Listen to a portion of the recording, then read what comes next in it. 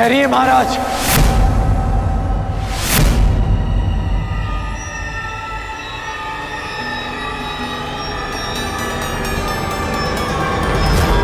ये राज्याभिषेक नहीं हो सकता।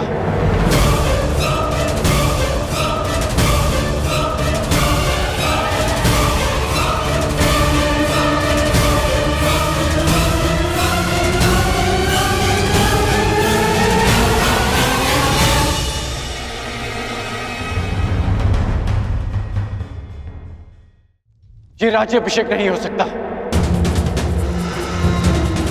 क्योंकि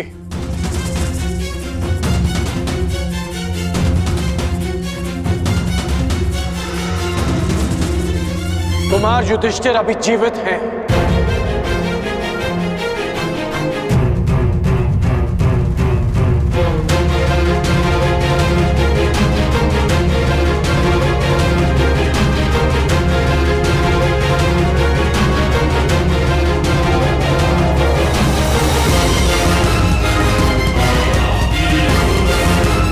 सारे पांडव अभी जीवित हैं।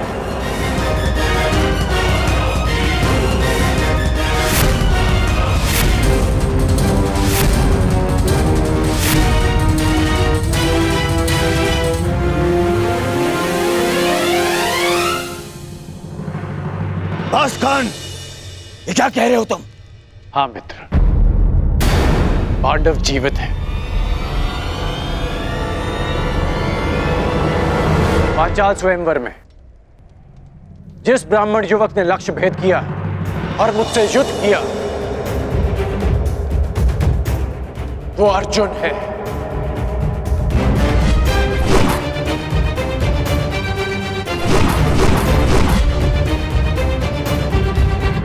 और जिस ब्राह्मण ने वृक्ष उखाड़ कर तुमसे युद्ध किया वो भीम।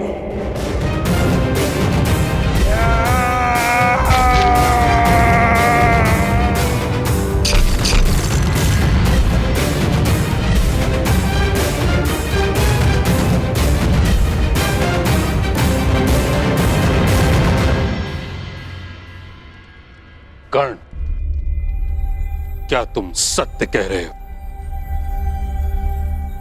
जी, मैं सत्य कह रहा हूं। यदि पांडव जीवित है तो दुर्योधन का राज्याभिषेक न्याय अनुचित है।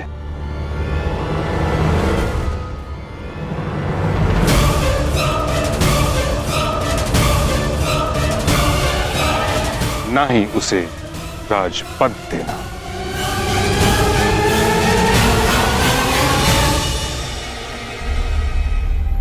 कैसी बातें कर रहे हैं महामहिम?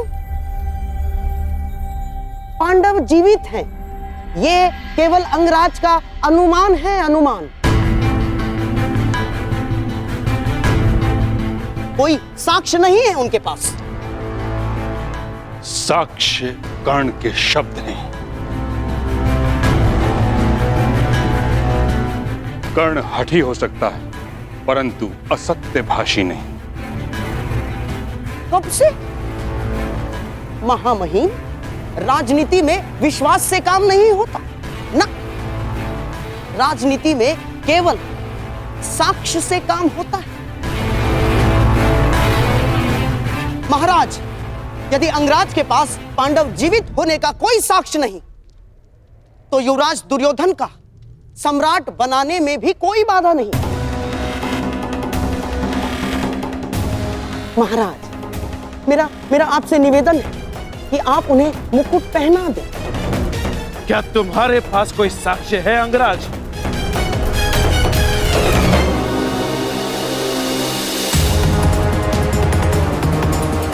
महाराज, जो मेरे बाणों को काट सके वो केवल अर्जुन के ही बाण हो सकते हैं।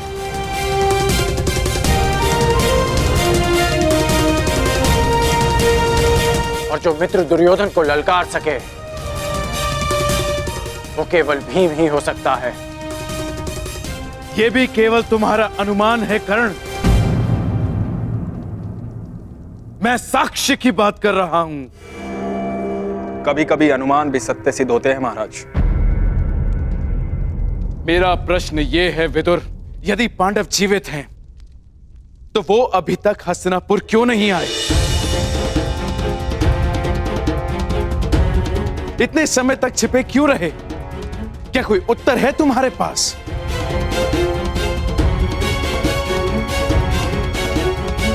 यदि किसी के पास इस बात का उत्तर नहीं तो मेरे सामने प्रश्न खड़ा करके समय व्यर्थ ना करें।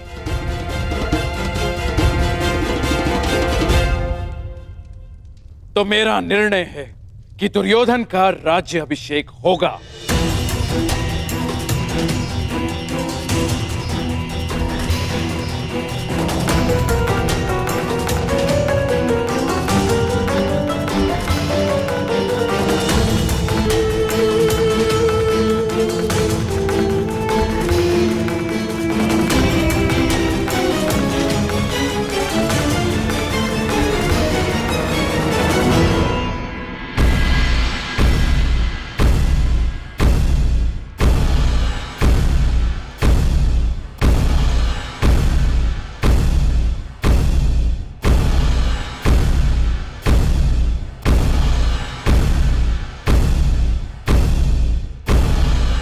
सावधान, युवराज युधिष्ठिर पधार रहे हैं।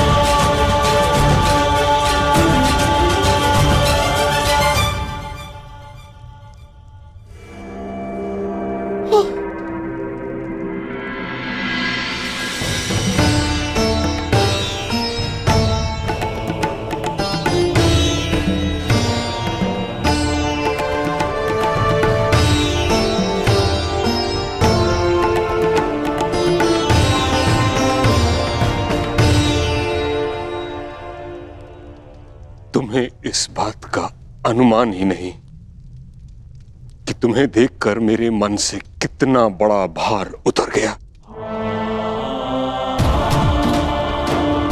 यह अनुभूति एक शूल की भांति मेरे मन में चुभ रही थी कि जिन प्रिय पांडु पुत्रों को मैं अपने उत्तरदायित्व पर हस्तिनापुर लाया था, उनकी रक्षा नहीं कर पाया।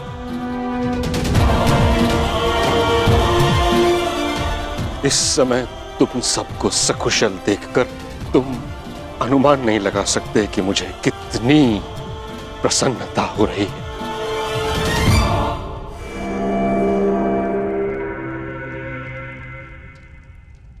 आपको प्रसन्न देख हमें भी प्रसन्नता हुई पितामह। हस्तिनापुर में स्वागत है युवराज।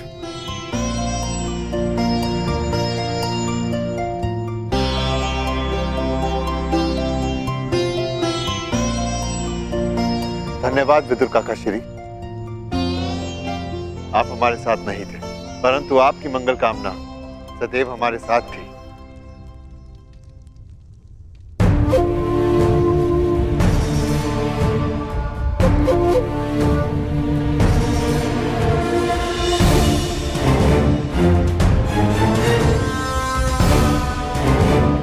मेरे पुत्रों,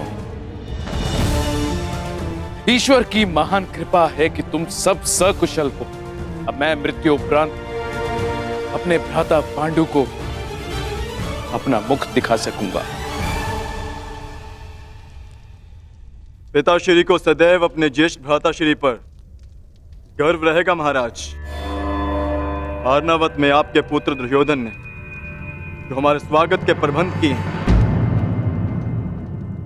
हम कभी नहीं भुला सकते।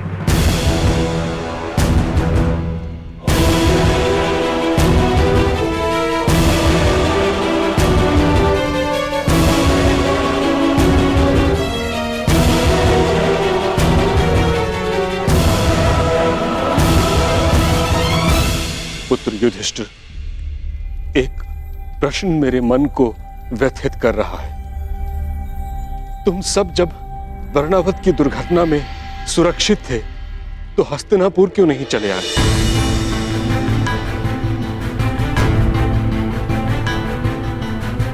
बताओ पुत्र, तुमने हमें कोई संदेश क्यों नहीं भेजा?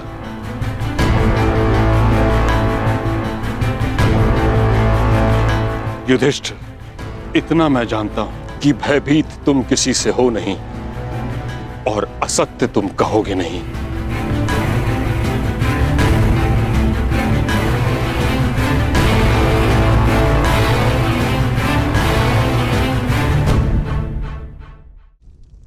बताओ।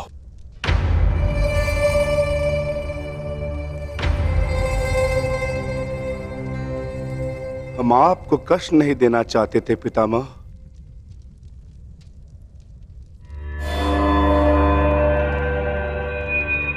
परंतु कुछ दिनों के लिए किसी को संतोष देना चाहते थे।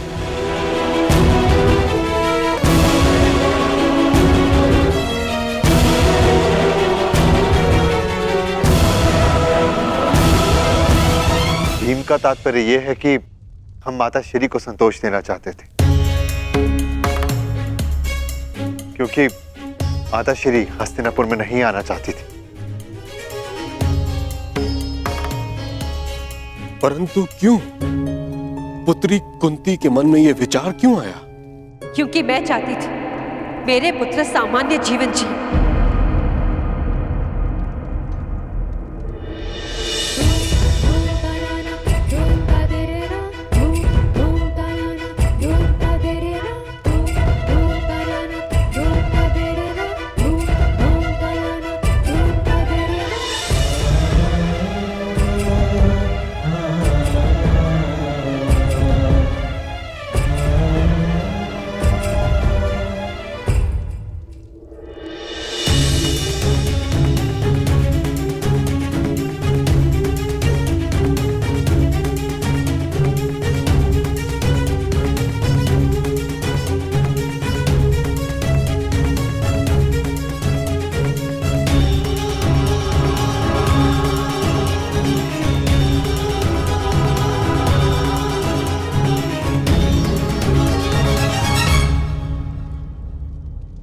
राजसी जीवन और राजनीति से मेरा मन विरक्त हो चुका है ताजश्री।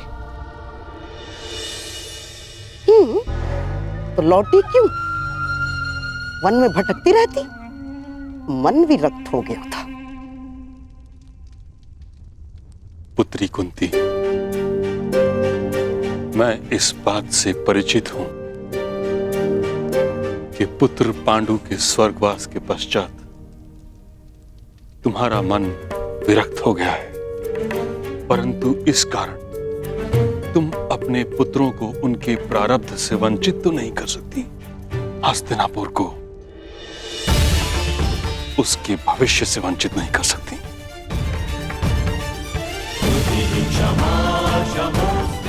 कुंती पुत्री, सिंह बछड़े की भांति नहीं जी सकते, उन्हें वन का राजा बनना ही होता है।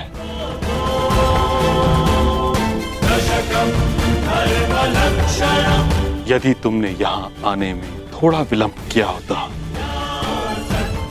तो यहां घोर अनर्थ हो जाता।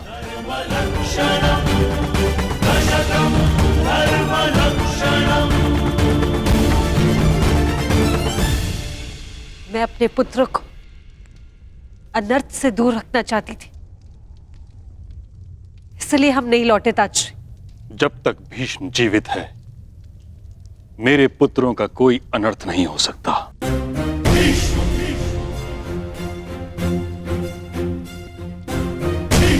यदि कोई अनर्थ का बाण उनकी ओर आएगा, तो उसे सर्वप्रथम भीष्म की ढाल का सामना करना होगा।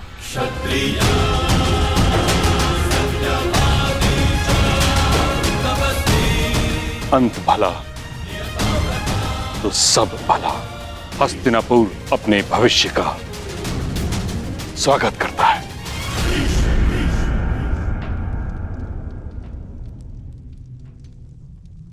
किंतु ये तो बताओ पुत्रों, वारणाव्रत से जाने के पश्चात क्या हुआ? कहाँ रहे तुम लोग? होना क्या है, सूर्य के तेज को मेघ कब तक रोकेगा? अंगराज ने अभी बताया किस प्रकार अर्जुन ने अपने पौरुष और कौशल का प्रदर्शन किया और स्वयंवर में पांचाली को जीत लिया।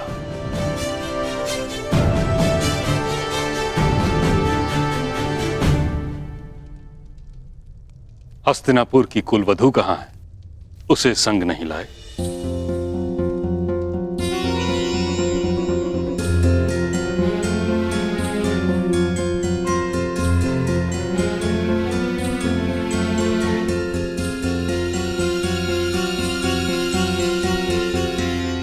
देवी पांचाली, पितामह तुमसे मिलना चाहते हैं।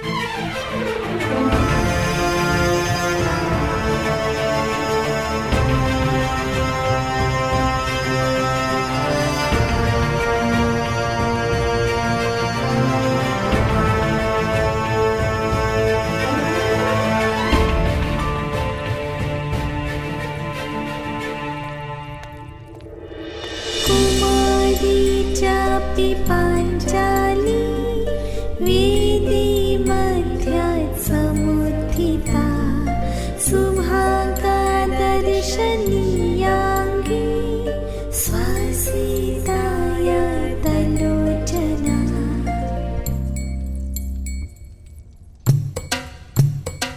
महान योद्धा गंगापुत्र परशुराम शिष्य और अपने श्वशुर पितामह को याज्ञसेनी द्रौपदी का प्रणाम स्वीकार। अपने परिचय के लिए जिन शब्दों का चयन तुमने किया है यज्ञसेनी, उससे तुम्हारे गुण, तुम्हारा ज्ञान, बड़ों का आदर और तुम्हारे चरित्र की श्रेष्ठता सिद्ध होती है।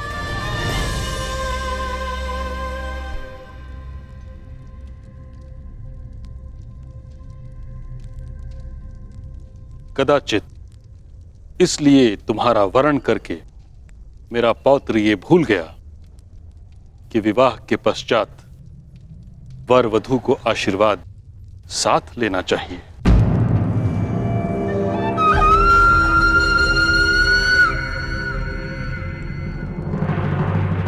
क्या हुआ धर्मराज?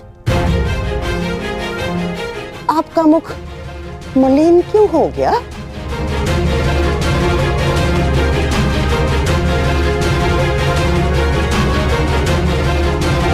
अर्थात कुछ कहना चाह रहे हो?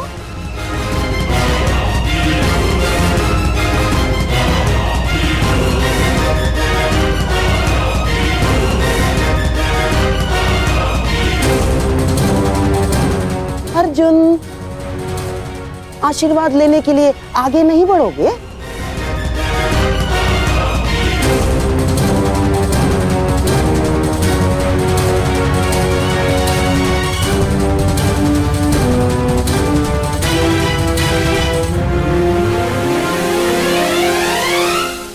परंतु पितामह, पंचाली केवल अर्जुन की पत्नी नहीं है।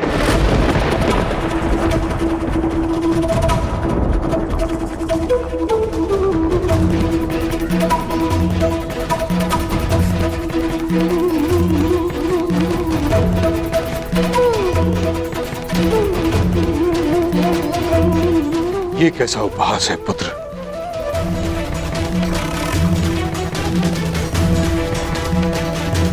अर्जुन ने पांचाली का स्वयंवर जीता है, उसका वरण किया है।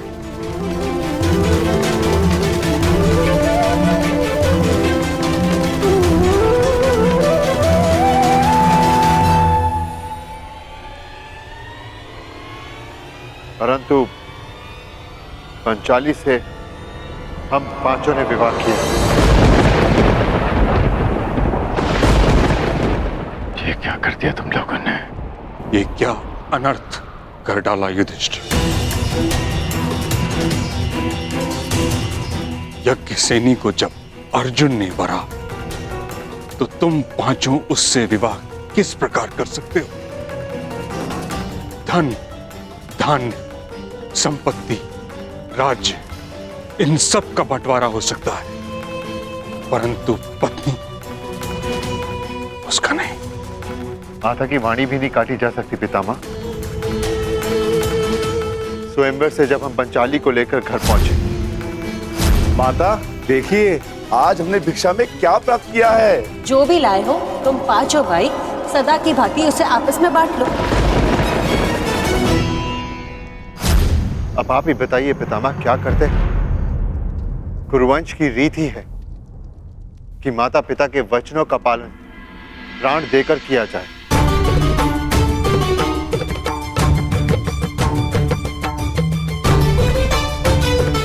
एक माता 5 पुत्रों को जन्म दे, यह नीति संगत है, परंतु एक स्त्री से 5 पुरुष विवाह नहीं कर सकते।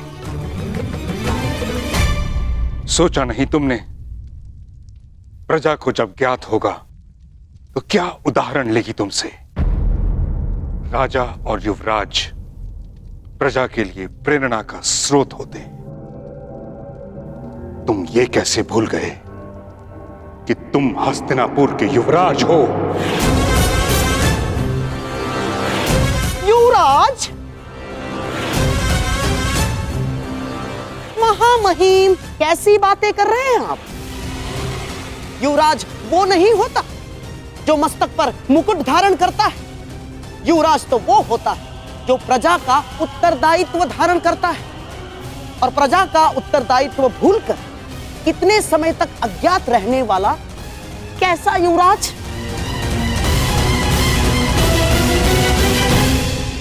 और महामहिम, युवराज तो वो होता है जो अपने वश से बाहर जाकर भी एक स्त्री की मर्यादा की रक्षा करता है।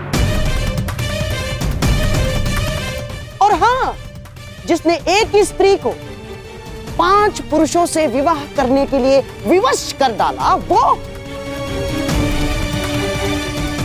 वो कैसा युवराज महामहिम? क्षमा चाहती हूँ गांधार नरेश। यूं भरी सभा में बड़ों के समक्ष बोलना कुलवधू की मर्यादा नहीं, परंतु एक पति का अपमान सहना भी एक पत्नी का धर्म नहीं। मुझे इस विवाह के लिए किसी ने विवश नहीं किया। आर्य अर्जुन के अतिरिक्त शेष पांडव भाई संन्यास को तत्पर थे। मैंने ये विवाह स्वेच्छा से किया है, विवश होकर नहीं। अपनी इच्छा से मैं नहीं मान सकता याज्ञसेनी।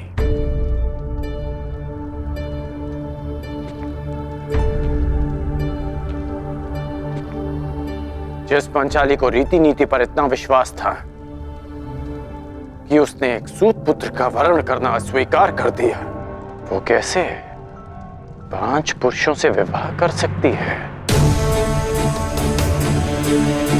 मैं नहीं मान सकता। बताइए, क्या कारण है? स्त्री के लिए विवाह करने का एकमात्र कारण उसका चयन होता है, और ये चयन मेरा अधिकार था।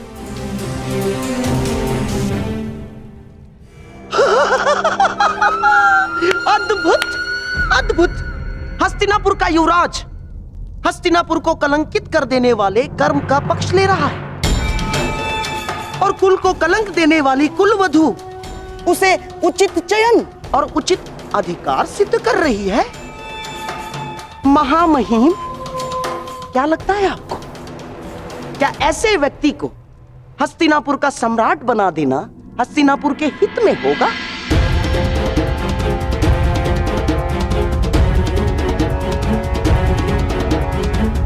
महाराज, ये कर्म हस्तिनापुर के इतिहास को सदैव सदैव लज्जित करेगा महाराज।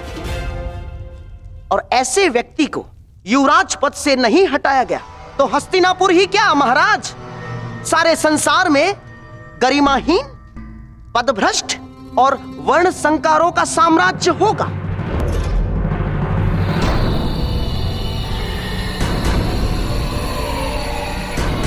युधिष्ठिर, तुम तो धर्म के प्रतीक हो पुत्र, मुझे तुमसे ऐसी आशा न थी। और जो युवराज अपने महाराज को निराश करे उसे युवराज पद पर रहने का कोई अधिकार नहीं ना।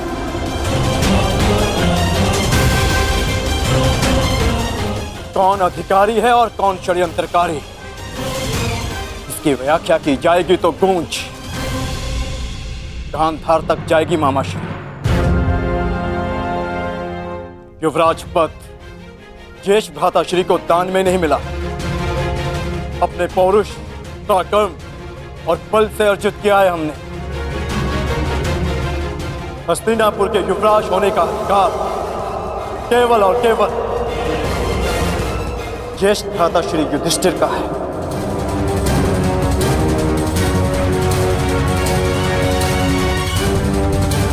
और उस अधिकार की गणना गांधार नरेश नहीं कर सकते। तो ठीक है, इसकी व्याख्या हस्तिनापुर का वर्तमान युवराज करेगा।